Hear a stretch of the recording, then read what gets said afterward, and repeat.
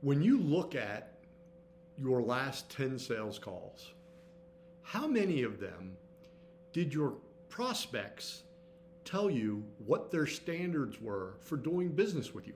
How many of your prospects actually had criteria they were going to decide whether or not to work with you? My guess is you were about 10 out of 10. But how often in those 10 sales calls did you share with your prospects, here's what I'm looking for from a client.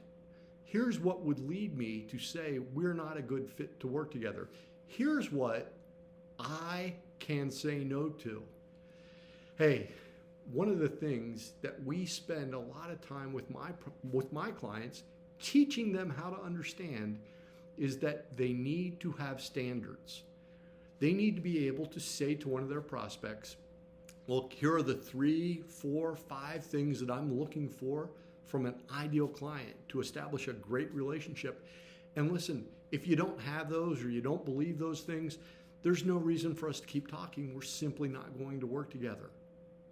And the amazing thing is, when you say we're not for everybody, we might not be for you, your prospects appreciate that. They want to work with people who have standards. They want to work with people who do something specific in a meaningful and beneficial way to them. Having somebody that walks in and says, we can do anything for anyone at any time, doesn't exactly inspire confidence. In fact, when you say we're not for everyone, you're making the greatest point possible of saying we have standards. We're looking for a specific type of client, and we're okay if we're not a fit. It increases your value, it grants you authority. And if you're not sure how to have standards, create authority, and have value, maybe we should talk. Give me a call, 317-678-8800.